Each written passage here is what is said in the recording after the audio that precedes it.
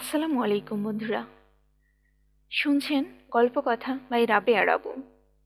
আজ আপনাদের জন্য রয়েছে লেখক শরদিন্দু বন্দ্যোপাধ্যায়ের অত্যন্ত জনপ্রিয় উপন্যাস ঝিন্দের বন্দি, অষ্টম এবং শেষ পর্ব। মধ্যরাত্রির ঘড়ি বাজিয়া যাইবার পর গৌরী, রুদ্ররূপ ও ধনঞ্জয় চুপি চুপি শিবির হইতে বাহির হইলেন। ছাউনি নিস্তব্ধ। শিবির বেষ্টনীর দ্বারমুখী বন্দুকধারী প্রহরী নিঃশব্দে পথ ছাড়িয়া দিল। পূর্বরাত্রে যেখানে ময়ূরবাহন তিস্তার জলে লাফাইয়া পড়িয়াছিল, সেই স্থানে আবার তিনজনে গিয়া দাঁড়াইলেন। কোনো কথা হইল না। অন্ধকারে গৌরী নিজের গাত্রবস্ত্র খুলিতে লাগিল। বহু আলোচনার পর কর্তব্য স্থির হইয়াছিল। রাত্রির অন্ধকারেই গা ঢাকিয়া গৌরী সন্তরণে দুর্গের নিকটে যাইবে। সে সন্তরণে পটু। তিস্তার স্রোত তাহাকে ভাসাইয়া লইয়া যাইতে পারিবে না। দুর্গের সন্নিধানে উপস্থিত হইয়া যে জানালার কথা প্রহ্লাদ বলিয়াছিল, সে সেই জানালার নিকটবর্তী হইবেই। রাত্রে জানালায় সাধারণত দ্বীপ জ্বলে, সুতরাং লক্ষ্য হারাইবার ভয় নাই। জানালা জল হইতে 2-3 হাত ঊর্ধ্বে। বাহির হইতে কক্ষের অভ্যন্তর একটু উঁচু হইলেই দেখা যাইবে। শব্দ হইবার আশঙ্কাও নাই। তিস্তার গর্জনের অন্য শব্দ চাপা পড়িয়া যাইবে। গৌরী জানালা দিয়ে কক্ষের অভ্যন্তর দেখিবেই রাজা সেখানে বন্দী আছেন কিনা, এবং রাজার সহিত কোনো প্রহরী আছে কিনা তাহা লক্ষ্য করিবে।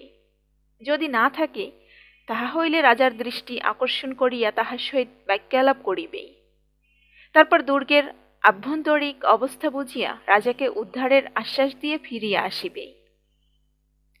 গৌরীকে এই সংকটময় কার্যে একাকী পাঠাইতে সর্দার ধনঞ্জয় প্রথমে সম্মত হন নাই, কিন্তু সে ক্রুদ্ধ ও অধীর হইয়া উঠিতেছে দেখিয়া শেষ পর্যন্ত অনিচ্ছা সত্ত্বেও সম্মতি দিয়েছিলেন। তিনি বুঝিয়াছিলেন গৌরীর মনের অবস্থা এমন এক স্থানে আসিয়া পৌঁছিয়াছে যে তাহাকে বাধা দিলে সে আরো দুর্নির্বার হইয়া উঠিবেই। রুদ্ররূপ তাহাদের পরামর্শে যোগ দিয়াছিল, কিন্তু প্রস্তাবিত বিষয় হা না কোনো মন্তব্যই প্রকাশ করে নাই। গৌরী কাপড় চোপড় খুলিয়া ফেলিল। ভিতরে কালো রঙের হাঁটু পর্যন্ত হাফ প্যান্ট ছিল, আর কোনো আবরণ নাই। ঊর্ধ্বাঙ্গ উন্মুক্ত, কারণ সাঁতারের সময় গায়ে বস্ত্রাদি যত কম থাকে ততই সুবিধা। অস্ত্র কিছু সঙ্গে লওয়া আবশ্যক বিবেচিত হয় নাই। তবু ধনঞ্জয় একেবারে নিরস্ত্র অবস্থায় শত্রুপুরীর নিকটস্থ হওয়া অনুমোদন করেন নাই। অনিশ্চিতের রাজ্যে অভিযান, কখন কি প্রয়োজন হইবে স্থির নাই। এই ভাবিয়া গৌরী তাহার দাদার দেওয়া ছোরাটা কোমরে গুজিয়া লইয়াছিল। ইহা যে সত্যই কোনো কাজে লাগিবে তাহা সে কল্পনা করে নাই। একটা সুদূর সম্ভাবনার কথা চিন্তা করিয়া অনাবশ্যক বুঝিয়াও লইয়াছিল। নিয়তির করাঙ্ক চিহ্নিত ওই ছোরা যে আজ নিয়তির ইঙ্গিতেই তাহার সঙ্গী হইয়াছিল, তাহা সে কি করিয়া জানিবেই। বস্ত্রাদি বর্জনপূর্বক প্রস্তুত হইয়া গৌরী অন্ধকারের মধ্যে ঠাহর করিয়া দেখিল রুদ্ররূপ ইতিমধ্যেই গাত্রাবরণ খুলিয়া তাহারই মতন কেবল জাঙিয়া পড়িয়া দাঁড়াইয়াছে। গৌরী বিস্মিত হইয়া বলিল, এ কি রুদ্ররূপ? রুদ্ররূপ বলিল, আমিও আপনার সঙ্গে যাচ্ছি। গৌরী কিছুক্ষণ নির্বাক হইয়া রহিল। রুদ্ররূপ নিজ অভিপ্রায় পূর্বাহ্নে কিছুই প্রকাশ করে নাই। সে অল্পভাষী, তাই তাহার মনের কথা শেষ মুহূর্ত পর্যন্ত বোঝা যায় না। গৌরীর প্রতি তাহার অনুরক্তি যে কতখানি তাহা অবশ্য গৌরী জানিত, কিন্তু এই বিপদসংকুল যাত্রায় সে যে সহসা কোনো কথা না বলিয়া তাহার পাশে আসিয়া দাঁড়াইবে তাহা গৌরী ভাবিতে পারে নাই। তাহার বুকে একটা অনির্দিষ্ট ভাব চাপানো ছিল, তাহা যেন হঠাৎ হালকা হইয়া গেল। তবু সে বলিল, কিন্তু তুমি আমার সঙ্গে গেলে কি সুবিধা হবে? রুদ্ররূপ দৃঢ়স্বরে বলিল, মহারাজ, আমাকে বারণ করবেন না। সুবিধা অসুবিধা জানি না, কিন্তু আজ আমি আপনার সঙ্গ ছাড়ব না। গৌরী তাহার পাশে গিয়া তাহার কাঁধে হাত রাখিয়া একটু চাপ দিল। অপুষ্টস্বরে বলিল, বেশ, চলো। তোমাতে আমাতে যে কাজে বেরিয়েছি তা কখনো নিষ্ফল হয়নি। কিন্তু তুমি ভালো সাঁতার জানো তো? জানি মহারাজ। বেশ, এসো তাহলে। কিস্তার পরপারে অধিক্রম সিংয়ের বাগানবাড়িতে যখন সহস্র দ্বীপ জ্বলিতেছে, মিঠা মৃদু সানাইয়ের আওয়াজ ভাসিয়া আসিতেছে, কৃষ্ণার আজ বিবাহ। রানী কস্তুরী ওই দীপোজ্জ্বল ভবনের কোথাও আছেন। হয়তো তিনি আজিকার রাত্রে গৌরীর কথাই ভাবিতেছেন। তোহে ন বিশ্বরী দিন রাতি। এদিকে শক্তিগড়ের কৃষ্ণমূর্তি কিস্তার বুকের উপর দুস্তর ব্যবধানের মতো দাঁড়াইয়া আছে। তাহারই একটি ক্ষুদ্র গবাক্ষপথে একটি মাত্র আলোকের ক্ষীণ শিখা দেখা যাইতেছে। শঙ্কর সিং হয়তো ওই কক্ষে বন্দী। আর ময়ূরবাহন, সে কোথায়? সে কি সত্যই বাঁচিয়া আছে? ধনঞ্জয় তীরে দাঁড়াইয়া রহিলেন। গৌরী ও রুদ্ররূপ সন্তর্পণে জলে নামিয়া নিঃশব্দে দুর্গের দিকে সাঁতার কাটিয়া চলিল।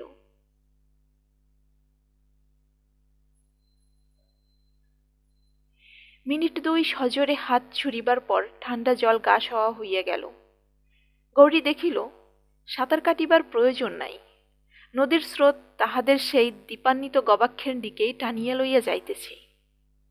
দুইজনে তখন কেবলমাত্র গা ভাসাইয়া স্রোতের টানে ভাসিয়া চলিল। জল হইতে সম্মুখস্থ ক্ষুদ্র আলোক বিন্দু ছাড়া আর কিছুই দেখা যায় না।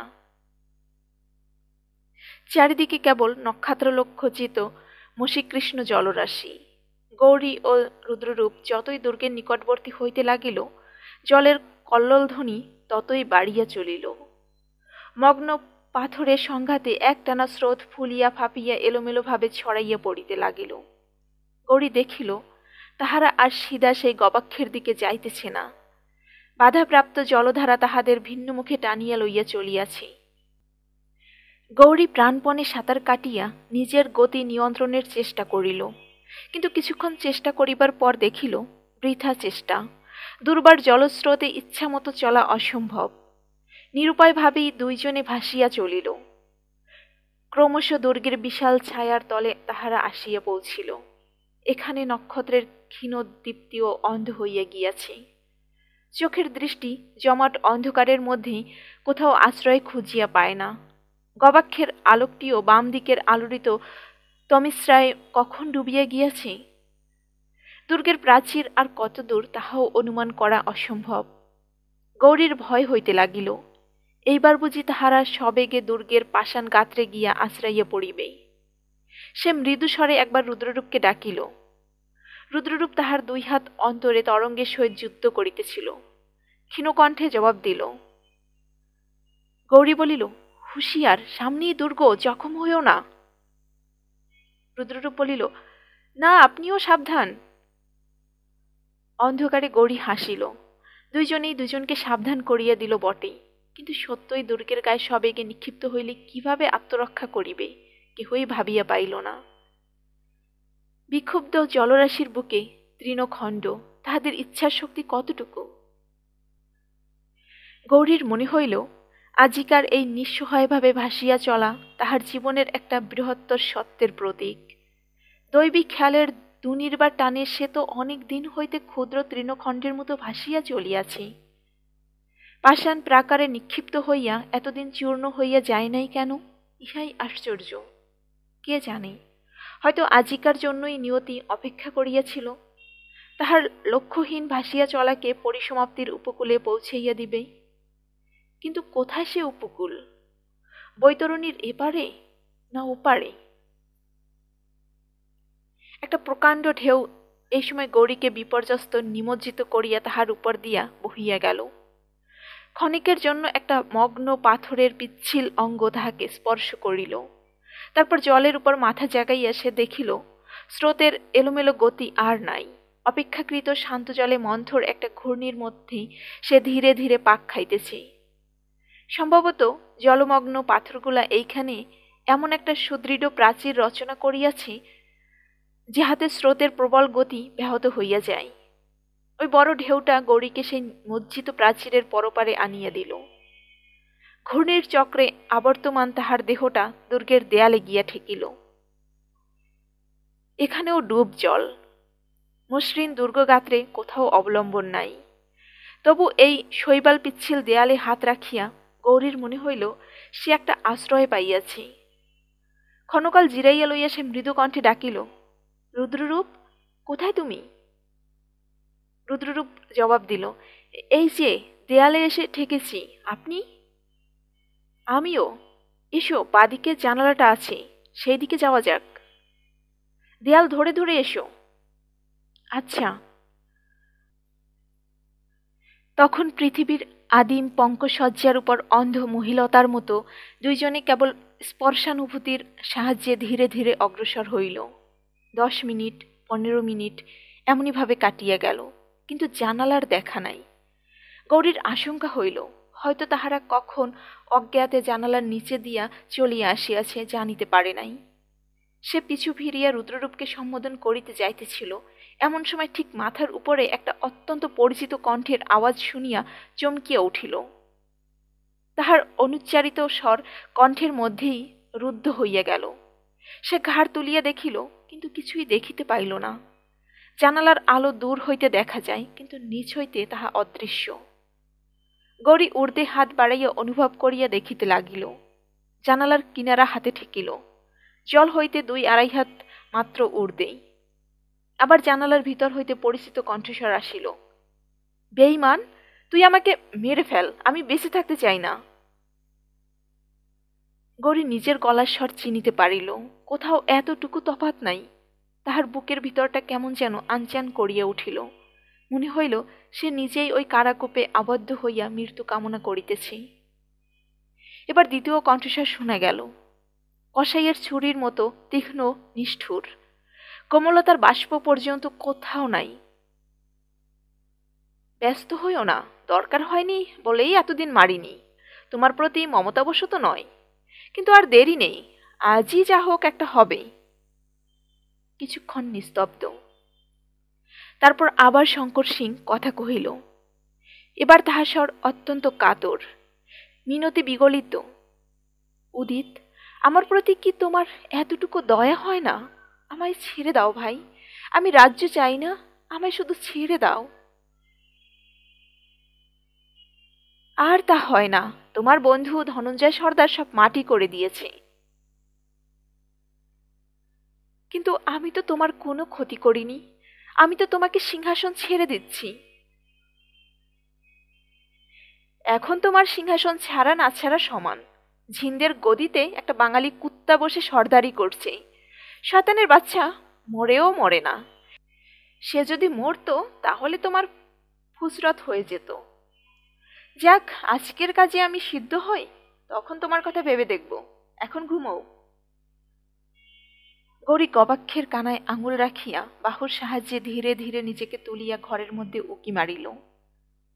পাথর কুদিয়া বাহির করা অপরিসর একটি প্রকোষ্ঠ, মোমবাতির আলোয় অল্পমাত্র আলোকিত। গবাক্ষের ঠিক বিপরীত দিকে লোহার ভারী দরজা বন্ধ রহিয়াছে। দেয়ালে সংলগ্ন একটা লম্বা বেদির মতো আসন, বোধ হয় ইহাই বন্দির শয্যা। এই বেদির উপর গালে হাত দিয়া উদিত বসিয়া আছে, তাহার কোলের উপর একটা খোলা তলোয়ার, আর উদিতের অদূরে দাঁড়াইয়া তাহার পানে করুণ নেত্রে চাহিয়া আছে শঙ্কর সিং। পরিধানে কেবল একটি হাফ প্যান্ট, ঊর্ধ্বাঙ্গ উন্মুক্ত, কয়েদির সাজ। তাহার মুখে দুর্দশা ও দৈহিক গ্লানির ছাপ পড়িয়া গিয়াছে। চোখের কোণ হইতে গভীর কালির আঁচড় ক্ষতরেখার মতো গণ্ডের মাঝখান পর্যন্ত আসিয়া পৌঁছিয়াছে। অধরষ্টের 2 প্রান্ত নত হইয়া ক্লিষ্ট অসন্তোষ প্রকাশ করিতেছে। বাহু ও কণ্ঠের পেশি ঈষৎ শীর্ণ।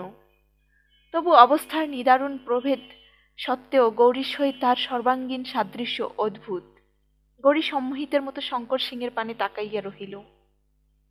উদিত ভ্রুকুটি করিয়া চিন্তা করিতেছে। শঙ্কর সিংয়ের দীর্ঘশ্বাস মিশ্রিত হাস্য শুনিয়া মুখ তুলিয়া চাহিল।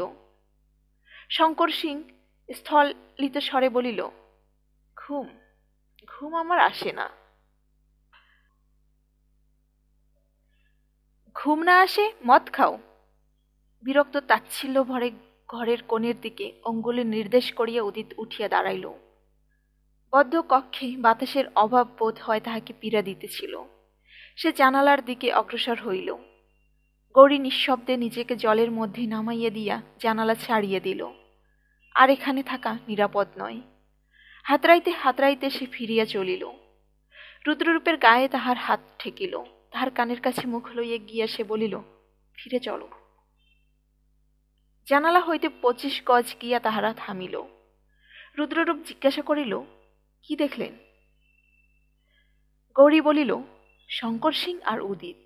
উদিত পাহারা দিচ্ছে। কিছুক্ষণ চুপ করিয়া থাকিয়া বলিল, আজ রাত্রেই ওরা একটা কিছু করবে। কি করবে? জানি না, হয়তো। গতরাত্রে ময়ূরবাহনের প্রচ্ছন্ন ইঙ্গিতের কথা তাহার স্মরণ হইল।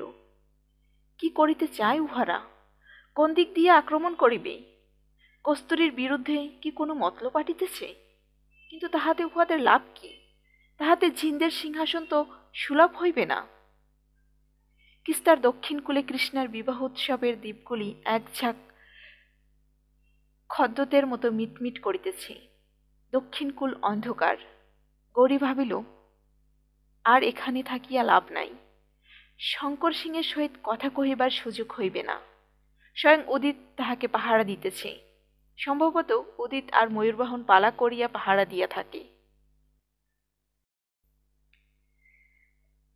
দুর্গে অন্য যাহারা আছে তাহারা হয়তো বন্দীর পরিচয় জানে না, কিংবা জানিলেও উদিত তাহাদের বিশ্বাস করিয়া রাজার পাহারায় রাখে না।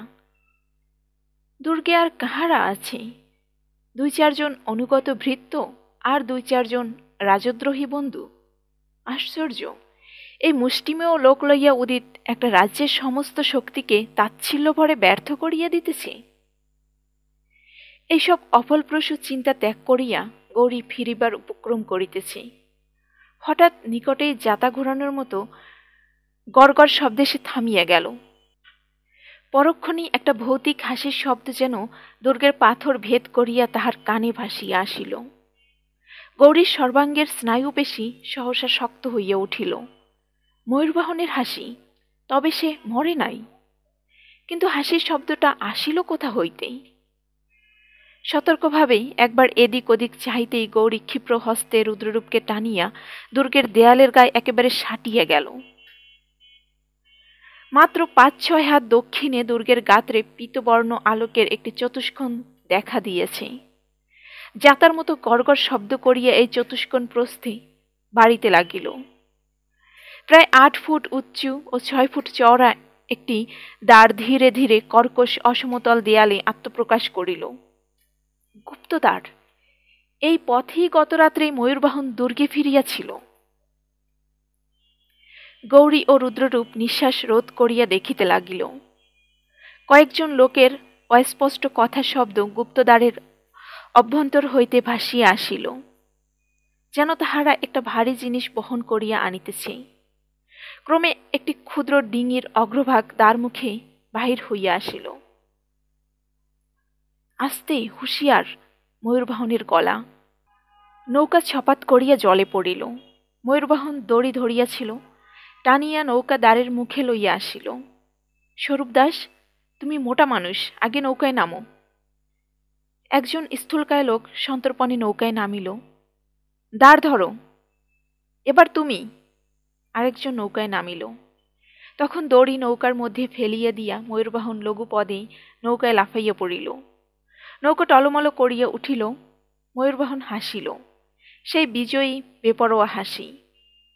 গুপ্তদ্বারের দিকে ফিরিয়া বলিল, দরজা খোলা থাক, আর তুমি লণ্ঠন নিয়ে এইখানে বসে থেকো, নইলে ফেরবার সময় দরজা খুঁজে পাবো না। কখন ফিরবো ঠিক নেই, হয়তো রাত কাবার হয়ে যেতে পারে, হুঁশিয়ার থেকো। দ্বারের ভিতর হইতে উত্তর আসিল, যে হুকুম।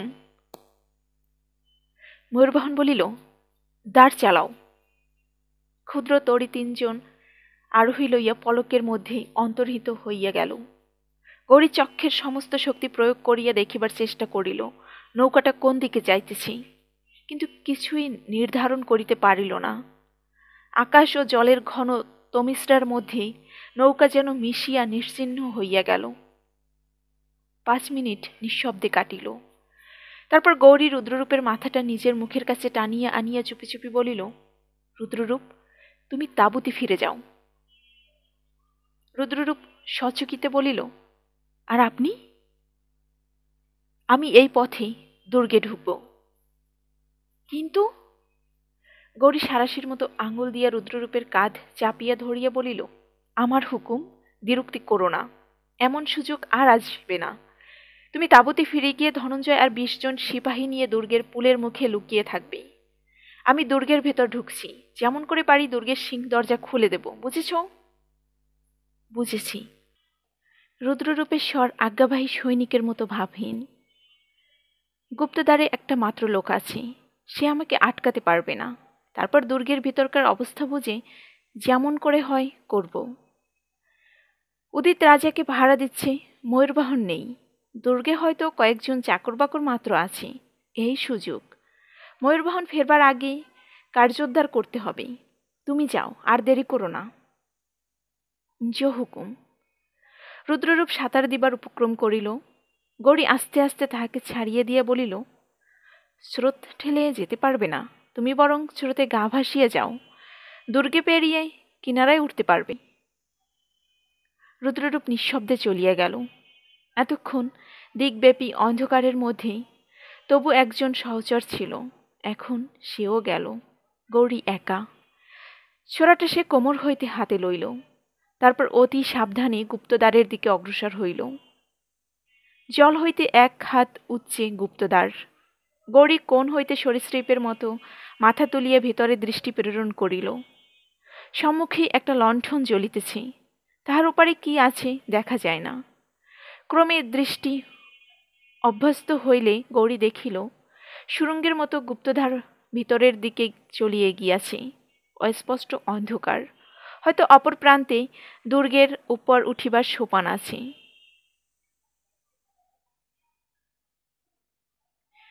চক্ষু আলোকে আরো অভ্যস্ত হইলে গৌরী দেখিতে পাইল লণ্ঠনের 2-3 হাত পিছনে একটা লোক দেয়ালে ঠেস দিয়া বসিয়া আছে।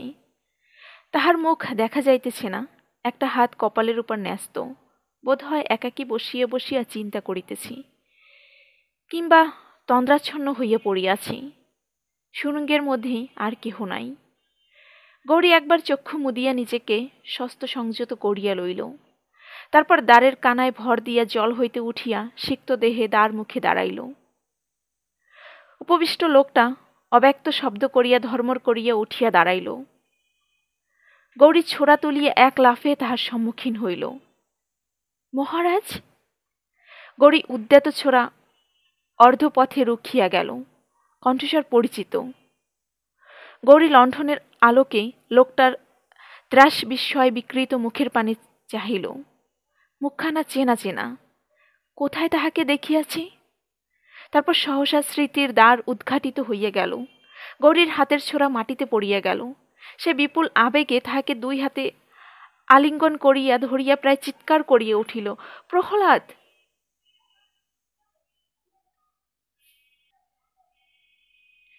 রাত্রি শেষ হইয়া আসিতেছিল। কৃষ্ণার বিবাহ হইয়া গিয়াছে। কস্তুরী শ্রান্ত দেহে দ্বিতলের নিজের শয্যাকক্ষে প্রবেশ করিয়া ভিতর হইতে দ্বার বন্ধ করিয়া দিয়াছিল। ঘরে তৈলের বাতি জ্বলিতেছে। তাহার স্নিগ্ধ আলোকে কস্তুরী একবার চারিদিকে চাহিল। বহুমূল্য আভরণে সজ্জিত কক্ষ। মধ্যস্থলে একটি মখমলে মোড়া পালঙ্ক। নিঃশ্বাস ফেলিয়া কস্তুরী ভাবিল, আর কৃষ্ণা তাহার শয়নসঙ্গিনী হইবে না। ক্লান্তিতে শরীর ভরিয়া গিয়াছে, তবু শয্যা আশ্রয় করিতে মন চাহিল না। কস্তুরী ধীরে ধীরে জানালার সম্মুখে গিয়া দাঁড়াইল। আজ কৃষ্ণার বিবাহের প্রত্যেকটি ঘটনা তাহার মনকে আন্দোলিত করিয়াছে। সে আন্দোলন এখনো থামে নাই। জানালার বাহিরে হৈমন্তী রাত্রির দেহ যেন ধীরে ধীরে হিম হইয়া আসিয়াছে। উদ্যানে 2-4টা আলো দূরে দূরে জ্বলিতেছে। গাছের শাখা প্রশাখার ভেতর দিয়া একটা অপরিস্ফুট প্রভা অন্ধকারকে তরল করিয়া দিয়াছে। উদ্যানের পরেই দ্রুত বহমানা কিস্তা। ক্লান্তি নাই, সুপ্তি নাই, অধীর আগ্রহে প্রপাতের মুখে ছুটিয়া চলিয়াছে। কস্তুরী কিস্তার পরপারে অগাধ অন্ধকারের মধ্যে দৃষ্টি প্রেরণ করিল। ওইখানে কোথাও এক তাঁবুর মধ্যে তিনি ঘুমাইতেছেন। কেন তিনি একবার আসিলেন না? আসিলে কাজের খুব ক্ষতি হইত কি? আবার একটা নিঃশ্বাস ফেলিয়া কস্তুরী ঘরের দিকে ফিরিতেছিল। জানালার নিচে একটা শব্দ শুনিয়া চকিতে নিচের দিকে তাকাইল, যেন চাপা গলায় কে কথা কহিল। নিচে অন্ধকার। মনে হইল একটা লোক সেখানে দাঁড়াইয়া আছে। তাহার পাগড়ির জরির উপর ক্ষণিকের জন্য আলো প্রতিফলিত হইল। রানীজি! কণ্ঠস্বর অতি নিম্ন, কিন্তু সম্বোধনটা স্পষ্ট। কস্তুরীর কানে আসিল। সে গলা বাড়িয়া বিস্মিত স্বরে বলিল, কে? নিচ হইতে উত্তর আসিল, আমি রুদ্ররূপ। রুদ্ররূপ! কস্তুরীর মনে পড়িল, কৃষ্ণার মুখে শুনিয়াছি রুদ্ররূপ মহারাজের পার্শ্বচর। কি চাও? তাহার গলা একটু কাঁপিয়া গেল।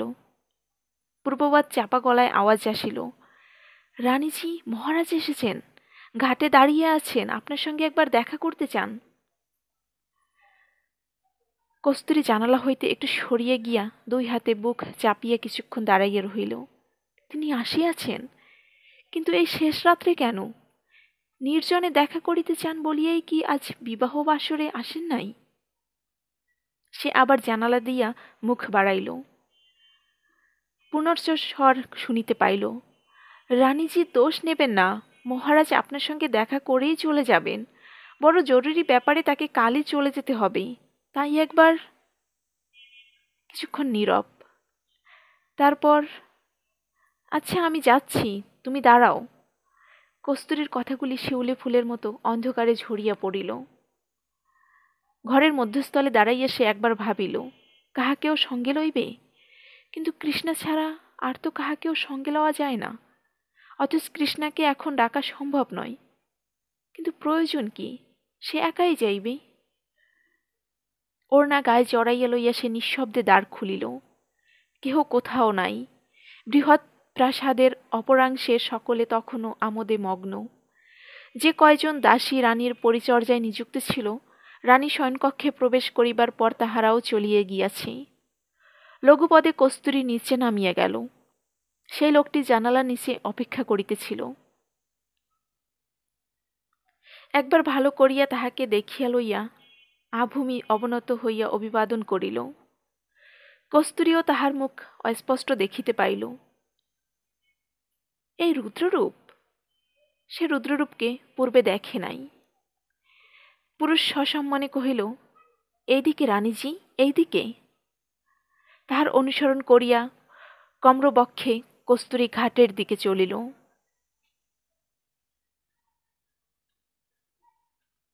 রাত্রি শেষ হইয়া আসিতেছে। গৌরী আর প্রহ্লাদ মুখোমুখি বসিয়া, তাহাদের মধ্যস্থলে লণ্ঠন। গৌরী স্থিরভাবে বসিয়া আছে বটে, কিন্তু তাহার নিষ্কম্প দেহটা দেখিয়া মনে হইতেছে যেন একটা অনল স্তম্ভ নির্ধূম শিখায় জ্বলিতেছে, যে কোনো মুহূর্তে বারুদের স্তূপের মতো প্রচণ্ড উন্মাত্ততায় বিস্ফোরিত হইয়া চারিদিকে দাবানল ছড়াইয়া দিবে। কস্তুরী! এই নরকের ক্লেদাক্ত সরীসৃপগুলা কস্তুরীকে বলপূর্বক হরণ করিয়া আনিবার অভিসন্ধি করিয়াছে। প্রথম প্রহ্লাদের মুখে এই কথা শুনিবার পর ইহাদের গগন স্পর্শী ধৃষ্টতা গৌরীর মনটাকে ক্ষণকালের জন্য অসার করিয়া দিয়েছিল। প্রথমটা সে বিশ্বাস করিতে পারে নাই। কিন্তু সত্যই ইহা তো অসম্ভব নয়। উদিত মরিয়া হইয়া উঠিয়াছে। ভাইকে অন্ধকূপে আবদ্ধ করিয়া যে সিংহাসন গ্রাস করিবার চেষ্টা করে, তাহার অসাধ্য কি আছে? ঝিন্দের সিংহাসন পাইবার আশা হারাইয়া সে অবশেষে ঝরোয়ার সিংহাসন দখল করিবার এই ক্রূর মতলব বাহির করিয়াছে। কস্তুরীকে বলপূর্বক বিবাহ করিবে। হিন্দুর বিবাহ একবার সম্পাদিত হইলে আর নড়চড় হয় না। তখন ঝরোয়া রাজ্যের উপর উদিতের দাবি কে অস্বীকার করিবে? ফ্যাক্টম ভ্যালিড! কি নৃশংস স্বার্থপরতা, কি পৈশাচিক ক্রূর বুদ্ধি! এই ষড়যন্ত্রের ইঙ্গিত ময়ূরবাহন তাহাকে দিয়াছিল। প্রহ্লাদ কুণ্ঠিত স্বরে মৌন ভঙ্গ করিল। ময়ূরবাহনের ফিরতে এখনো বোধ হয় দেরি আছে। ইতিমধ্যে রাজাকে। গৌরী অগ্নিগর্ভ চোখ তুলিল, কথা কহিল না। প্রহ্লাদ দেখিল চোখের মধ্যে সর্বগ্রাসী একটি চিন্তাই প্রতিফলিত হইতেছে। রাজার স্থান সেখানে নাই, বোধ করি জগতের আর কিছুরই স্থান নাই। প্রহ্লাদ একটু নীরব থাকিয়া আবার বলিল, ওদিকে দুর্গের সামনে আপনার সিপাহীরা এতক্ষণ নিশ্চয়ই পৌঁছে গেছে। দুর্গের সিংহ দরজা খুলে দেবার চেষ্টা করলে হতো না? দুজন শাস্ত্রী পাহারায় আছে, আমি তাদের ভুলিয়ে ওখান থেকে সরিয়ে দিতে পারি। আপনার লোকেরা একবার ঢুকে পড়লে। না, ওসব পরে হবে। আবার দীর্ঘকাল উভয়ে নীরব। লণ্ঠনের আলোক শিখা কাঁপিয়া কাঁপিয়া উঠিতেছে। রাত্রি শেষের শীতল বাতাস জোরে বহিতে আরম্ভ করিয়াছে। সহসা প্রহ্লাদ বিদ্যুৎ স্পৃষ্টের মতো চমকিয়া দাঁড়াইয়া উঠিল। চাপা উত্তেজনায় বলিল, ওরা আসছে, দ্বারের শব্দ পেয়েছি। আপনি এখন আলোর কাছ থেকে সরে যান। যেমন যেমন ঠিক হয়েছে তেমনই করবেন, যথাসময় আমি সংকেত করব। গৌরীও চকিতে উঠিয়া দাঁড়াইল। ভূপতিত ছোড়াটা তাহার পায়ে ঠেকিল। সেটা ক্ষিপ্র হস্তে তুলিয়া লইয়া সে সুরঙ্গের অভ্যন্তরের দিকে অন্ধকারে অন্তর্হিত হইয়া গেল। প্রহ্লাদ লণ্ঠন লইয়া গুপ্তদ্বারের মুখে কাছে দাঁড়াইল। দ্বারের মৃদু ছপছপ শব্দ, তারপর ময়ূরবাহনের হাসি শোনা গেল। নৌকার মুখ আসিয়া দ্বারের নিচে ঠেকিল। প্রহ্লাদ, দড়িটা ধরো। ময়ূরবাহন লাফাইয়া প্রহ্লাদের পাশে দাঁড়াইল। নৌকার দিকে ফিরিয়া বলিল, এইবার রানীজিকে তুলে দাও। হুঁশিয়ার স্বরূপদাস, সব শুদ্ধ জলে পড়ে যেও না। আস্তে রানীজি, চঞ্চল হবেন না, কোনো ভয় নেই, আমরা আপনার অনুগত ভৃত্য। ওড়না দিয়া মুখ ও সর্বাঙ্গ দড়ির মতো করিয়া বাঁধা একটি বিদ্রোহী নারীমূর্তি ধরাধরি করিয়া নৌকা হইতে নামানো হইল। প্রহ্লাদ ও ময়ূরবাহন দেহটিকে সুরঙ্গের মধ্যে আনিয়া একপাশে শোয়াইয়া দিল। তারপর ময়ূরবাহন জলের দিকে ফিরিয়া বলিল, স্বরূপদাস, এবার তোমরা নেমে এসো, ডিঙি ভেতরে তুলতে হবে। স্বরূপদাস নৌকা হইতে কাতর স্বরে বলিল, দ্বার দুটো জলে পড়ে গিয়ে কোথায় ভেসে গেছে, খুঁজে পাচ্ছি না। ময়ূরবাহন হাসিয়া উঠিয়া বলিল, তা যাক, আপাতত আর দ্বারের দরকার নেই। প্রহ্লাদ, তুমি আর আমি এবার রানীজিকে। তাহার কথা শেষ হইতে পাইল না। অকস্মাৎ পূর্ব নিরূপিত সমস্ত সংকল্প উপেক্ষা করিয়া, প্রহ্লাদের সংকেতের অপেক্ষা না করিয়াই দুরন্ত ঝড়ের মতো গৌরী অন্ধকারের ভিতর হইতে তাহাদের মাঝখানে আসিয়া পড়িল। কস্তুরীর ঠিক পাশে প্রহ্লাদ দাঁড়াইয়াছিল। গৌরীর প্রথম ধাক্কাটা তাহাকেই গিয়া লাগিল। প্রহ্লাদ টাউরি খাইয়া ময়ূরবাহনের গায়ে পড়িল। ময়ূরবাহন আচমকা ঠেলা খাইয়া ঘুরপাক খাইতে খাইতে লণ্ঠনটা ডিঙ্গাইয়া জলের কিনারা পর্যন্ত গিয়া কোনোমতে নিজেকে সামলাইয়া লইল। তারপর ক্রুদ্ধ বিস্ময় ফিরিয়াই নিমেষ মধ্যে যেন পাথরে পরিণত হইল। দৃশ্যটা নাটকীয় বটে। মেজের উপর পিতাব লণ্ঠন জ্বলিতেছে। তাহার অনতিদূরে প্রহ্লাদ ভূমি হইতে উঠিবার উদ্যোগ করিয়া নতজানু অবস্থাতেই ময়ূরবাহনের দিকে নিষ্পলক তাকাইয়া আছে। আর তাহার পশ্চাতে ভূলণ্ঠিত নারীদেহের দুই দিকে পা রাখিয়া একটা নগ্নকায় দৈত্য দাঁড়াইয়া আছে। তাহার দুই চক্ষু জ্বলন্ত অঙ্গার, হাতে একটা ঝকঝকে বাঁকা ছোরা। ময়ূরবাহনের চক্ষু ক্রমশ কুঞ্চিত হইয়া আলোকের দুইটি বিন্দুতে পরিণত হইল। তারপর সে হাসিল। কোমর হইতে বিদ্যুৎ বেগে অসি বাহির হইয়া আসিল। আরে বাঙালি নটুয়া, তুই এখানে? ময়ূরবাহনের হাসিতে পৈশাচিক উল্লাস ফুটিয়া উঠিল।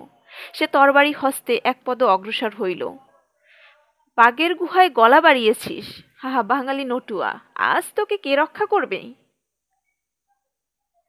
প্রহ্লাদ ভয়ার্ত চোখে তাহার দীর্ঘ তরবারির দিকে চাহিয়া রহিল। গৌরীর হাতে কেবল ছোরা, অন্য অস্ত্র নেই। পিছন হইতে স্বরূপদাস করুণ স্বর আসিল, দড়ি ছেড়ে দিলেন কেন? নৌকা যে ভেসে যাচ্ছে। কেহ কর্ণপাত করিল না।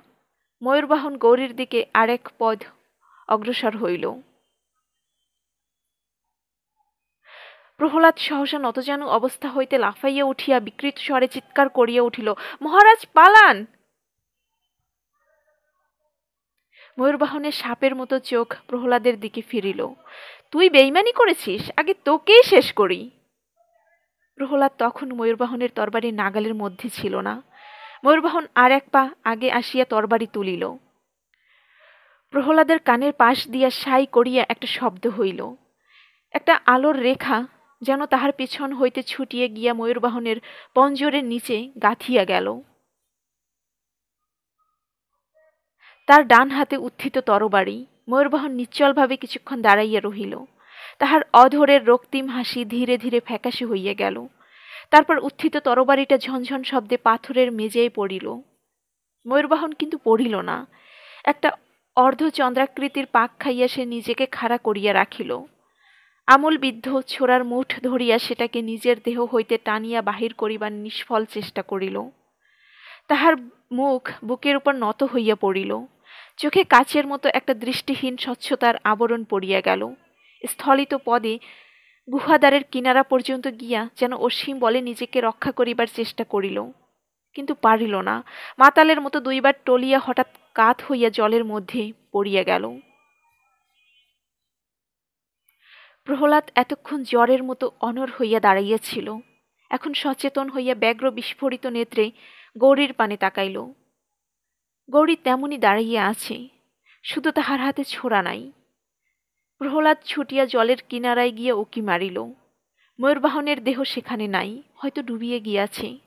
দাঁড়হীন নৌকাও দুইজন আরোহী লইয়া কোথায় ভাসিয়া গিয়াছে। স্থূলকায় স্টেশন মাস্টার স্বরূপ দাস সাঁতার জানে না, অন্য লোকটাও। প্রহ্লাদ, আলো নাও, পথ দেখিয়ে ভেতরে নিয়ে চলো। প্রহ্লাদ ফিরিয়া দেখিল গৌরী কস্তুরীকে দুই হাতে বুকের কাছে তুলিয়া লইয়াছে।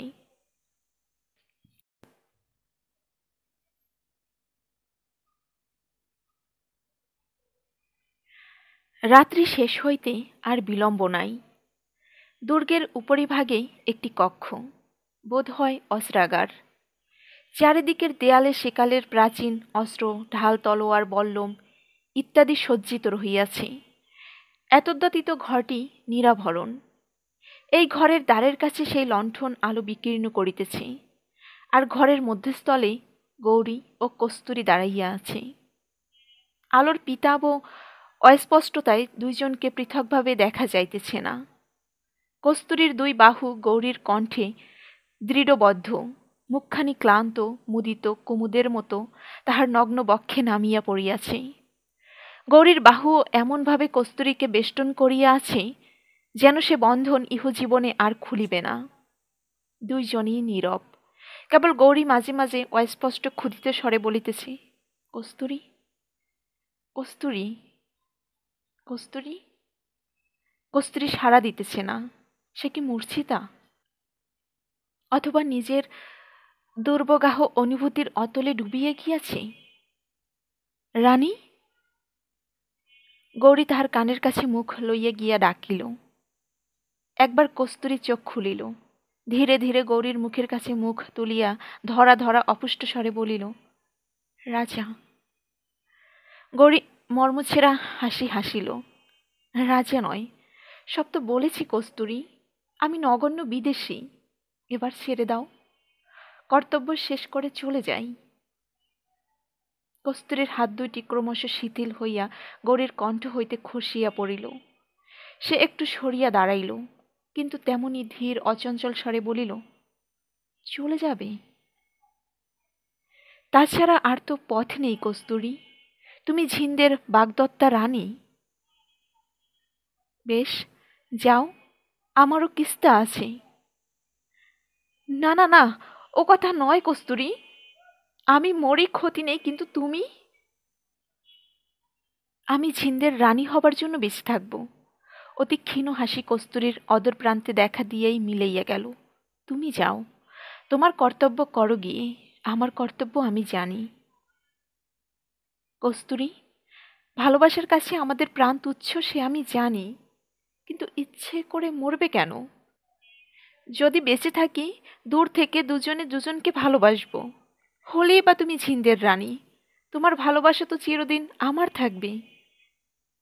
রাজা, তোমাকে যদি না পাই, আমার কিস্তা আছে। এই অচঞ্চল উত্তাপহীন দৃঢ়তার সম্মুখে গৌরীর সমস্ত যুক্তি ভাসিয়া গেল। সে যে মিথ্যা যুক্তি দিয়া নিজেকেই ঠকাইবার চেষ্টা করিতেছে, তাহাও সে বুঝিতে পারিল। একটা গভীর দীর্ঘশ্বাস ফেলিয়া বলিল, বেশ, তাই ভালো, আমি চললাম। রাত শেষ হয়ে গেছে, তুমি এখানেই থাকো। যদি রাজাকে উদ্ধার করেও বেঁচে থাকি, তোমার কাছে ফিরে আসব। আর যদি না ফিরি তখন যা ইচ্ছে করো। কস্তুরী দুই বাহু বাড়াইয়া গৌরীর মুখের পানে চাহিল। আয়ত চোখ দুইটিতে ভালোবাসা টলটল করিতেছে। লজ্জা নাই, নিজের মনের নিবিড়তম বাসনা গোপন করিয়া তিলমার্দ খর্ব করিবার চেষ্টা নাই। যে মৃত্যুর কিনারায় আসিয়া দাঁড়াইয়াছে সে লজ্জা করিবে কাহাকে? দুঃসহ যন্ত্রণায় আর্তস্বর গৌরীর কণ্ঠ পর্যন্ত ঠেলিয়া উঠিল। দুরন্ত আবেগে কস্তুরীর দেহ নিজ বাহু মধ্যে একবার নিষ্পেষিত করিয়া সে ঘর হইতে বাহির হইয়া গেল।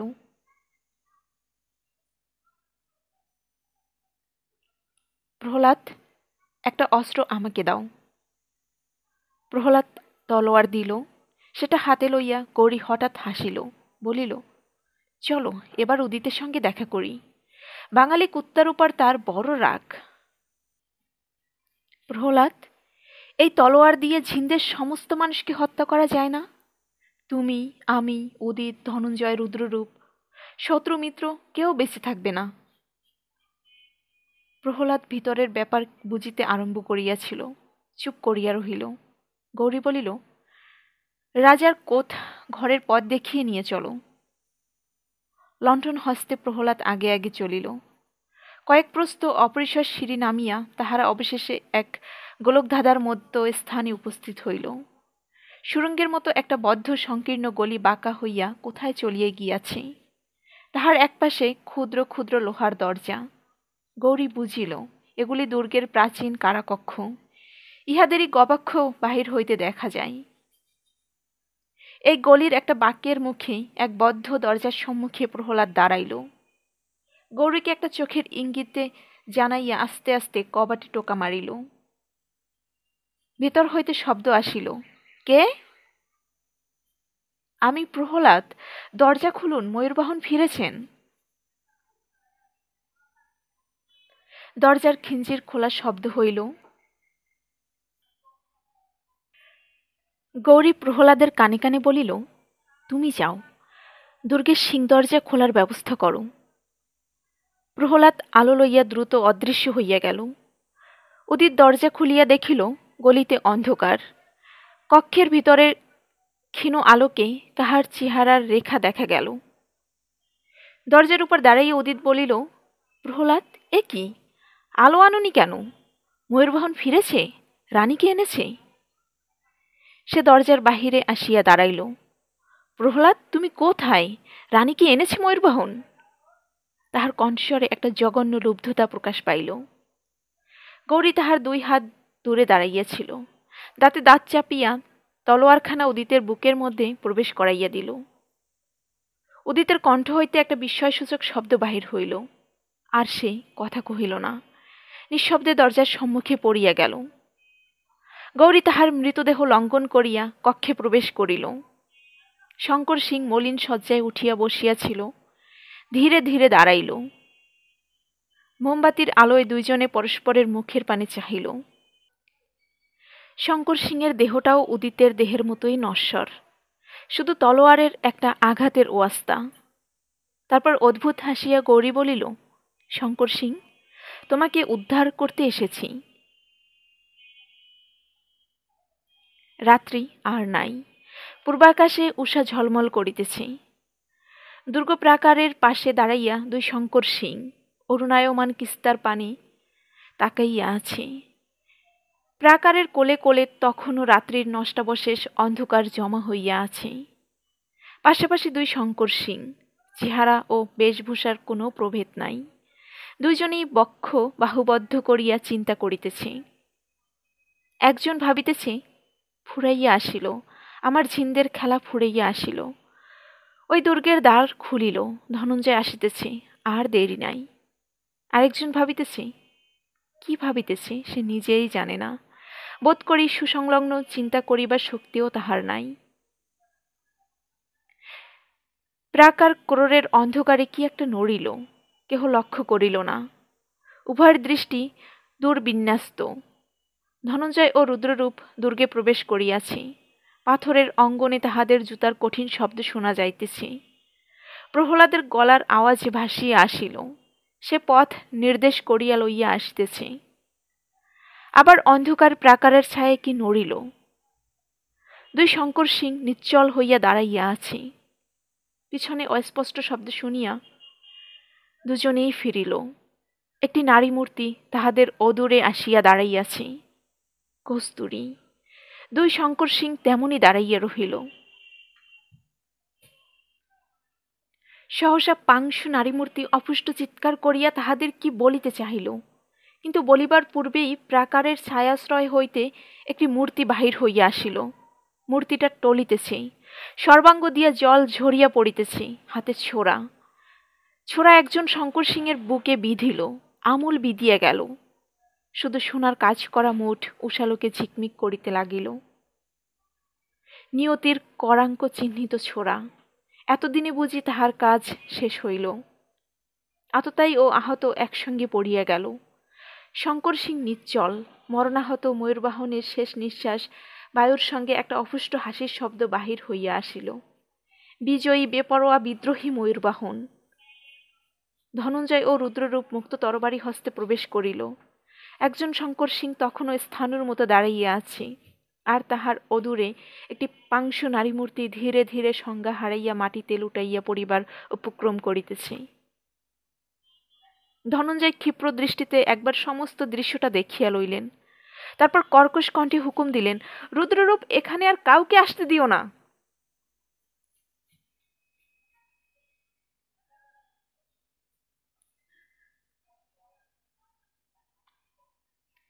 ঝিন্দ রাজপ্রাসাদের সদর ও অন্দরের মধ্যবর্তী বিশাল কক্ষটির কেন্দ্রস্থলে আবলুসের টেবিলের সম্মুখে বসিয়া ঝিন্দের রাজা শঙ্কর সিং পত্র লিখিতেছেন।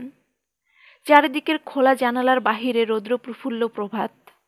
কয়েকদিন আগে প্রবল ঝড় বৃষ্টি হইয়া গিয়া আকাশ পালিশ করা ইস্পাতের মতো ঝকঝক করিতেছে। কোথাও এতটুকু মলিনতার চিহ্ন নাই।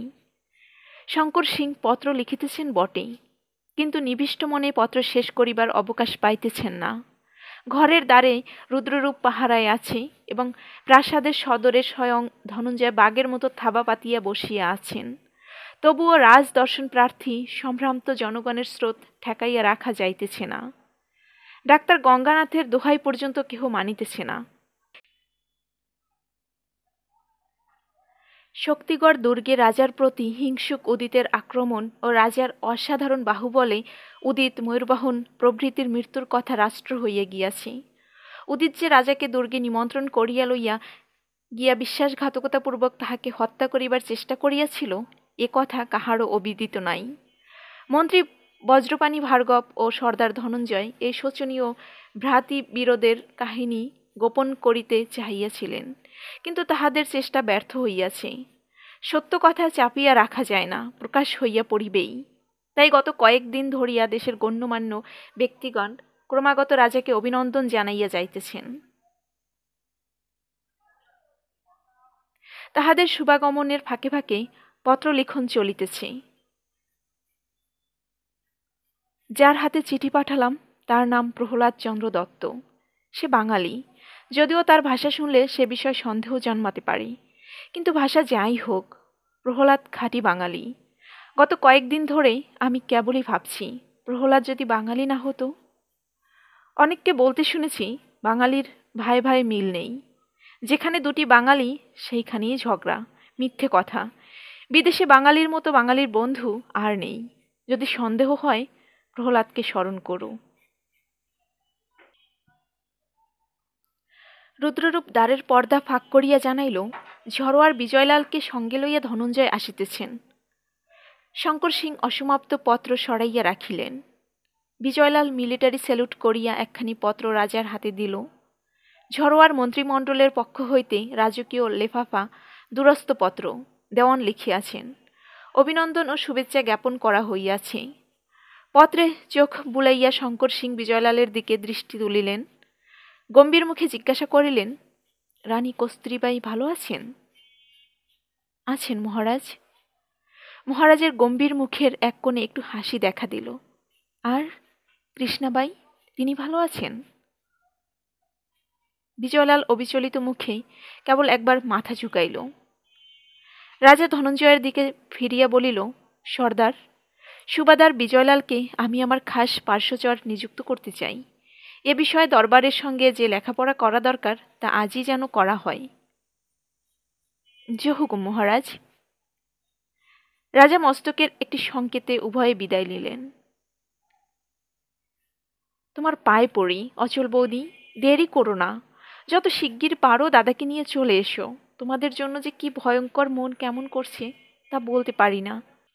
যদি সম্ভব হতো আমি ছুটে গিয়ে তোমাদের কাছে পড়তাম, কিন্তু এ রাজ্য ছেড়ে বার হবার উপায় নেই। হয়তো ইহ জীবনে ছাড়া পাবো না। আমি তো ঝিন্দের রাজা নই, ঝিন্দের বন্দী।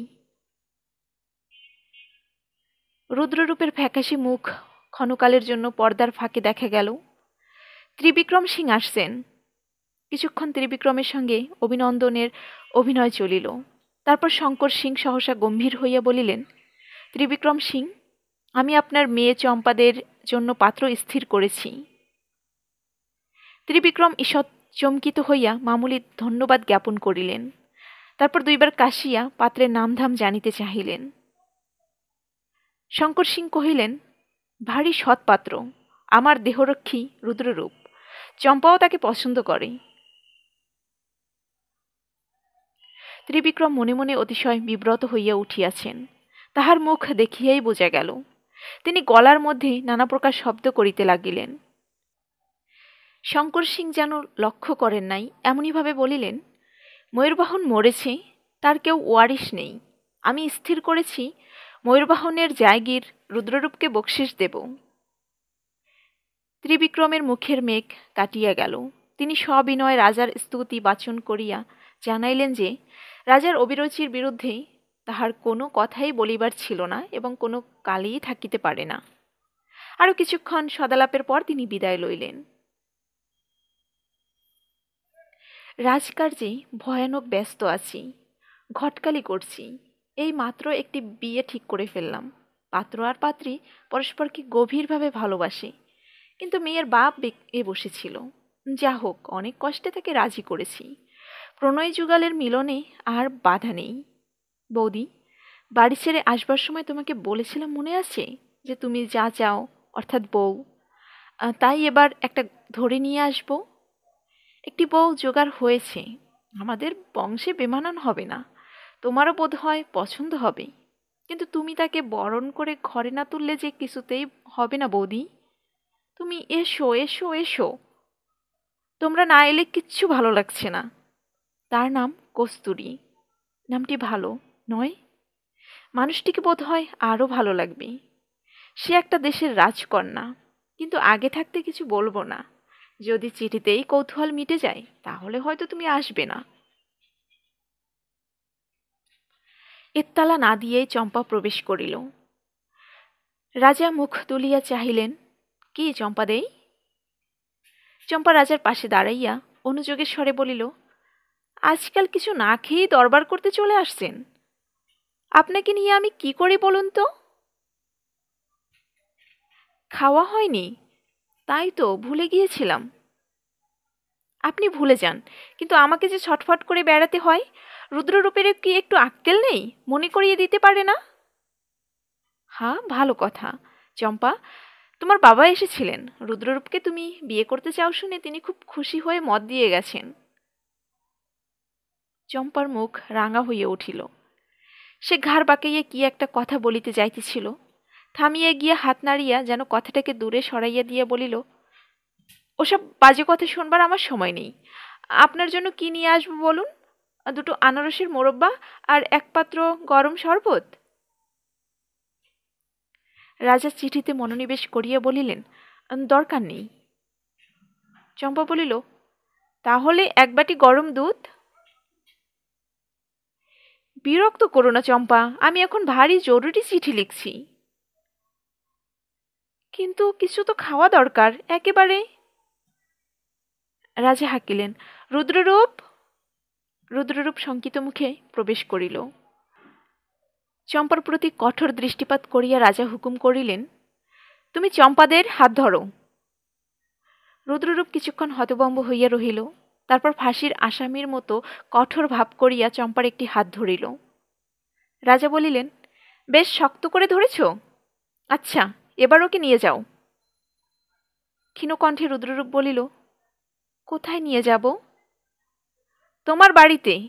না না, এখন থাক, সেটা বিয়ের পরে হবে। আপাতত তুমি ওকে ওর মহলে নিয়ে যাও, সেখানে ওকে আটক করে রাখবে। যতক্ষণ তোমার কথা না শুনে ওর হাত ছাড়বে না। যাও। কড়া হুকুম দিয়া রাজা পুনরায় চিঠিতে মন দিলেন। চম্পা ও রুদ্ররূপ আরক্ত মুখে কিছুক্ষণ দাঁড়াইয়া রহিল, তারপর আর চোখে পরস্পরের পানে চাহিল।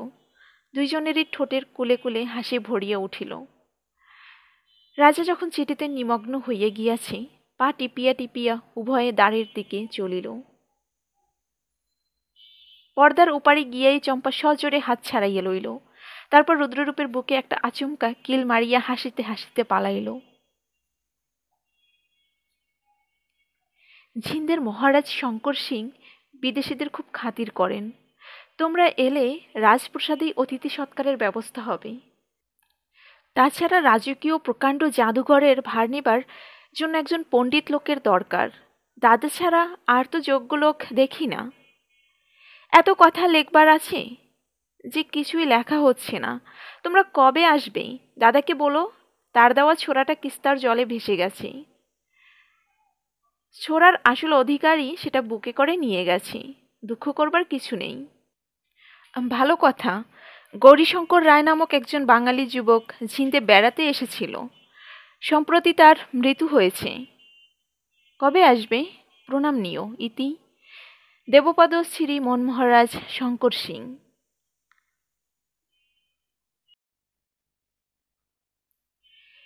যেদিন অ্যান্থনি হোপের দ্য প্রিজনার অব ঝিন্ডা প্রথম বাহির হয়, সেদিন রোমাঞ্চ রাজ্যের একটি নতুন পথ খুলিয়া গিয়েছিল। তারপর সেই পথে দেশ বিদেশের অনেক যাত্রীই চলিয়াছেন। কিন্তু আশ্চর্যের বিষয়, আমাদের দেশে এই জাতীয় রোমাঞ্চের প্রচুর উপাদান থাকা সত্ত্বেও ইতিপূর্বে কেহই তাহা ব্যবহার করেন নাই। এই গল্পটি যখন ধারাবাহিকভাবে ভারতবর্ষে বাহির হইতেছিল, তখন কেহ কেহ পরদ্রব্য সম্বন্ধে আমার সততায় সন্দেহ প্রকাশ করিয়াছিলেন।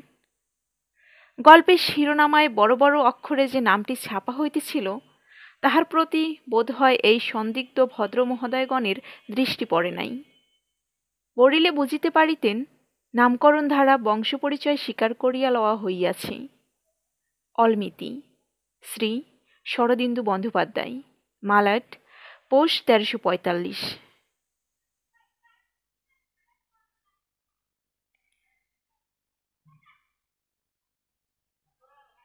শুনছিলেন শ্রী শরদিন্দু বন্দ্যোপাধ্যায়ের অত্যন্ত জনপ্রিয় উপন্যাস ঝিন্দের বন্দি অষ্টম এবং শেষ পর্ব। গল্প পাঠে আপনাদের সাথে ছিলাম আমি রাবেয়া রাবু। আমার গল্প আপনাদের ভালো লাগলে লাইক করবেন, কমেন্টের মাধ্যমে জানাবেন আপনাদের মতামত। আমার পরবর্তী গল্প পেতে আমার চ্যানেলটা সাবস্ক্রাইব করে পাশে থাকবেন। গল্পের নোটিফিকেশন গল্প দেওয়ার সাথে সাথে পাওয়ার জন্য পাশে থাকা বেল বাটনে প্রেস করে দেবেন। আপনাদের কোনো পছন্দের গল্প থাকলে আমাকে জানাবেন কমেন্টের মাধ্যমে। সবাই ভালো থাকবেন, সুস্থ থাকবেন, নিজের এবং পরিবারের সবার খেয়াল রাখবেন, আমার জন্য দোয়া করবেন। আল্লাহ হাফেজ।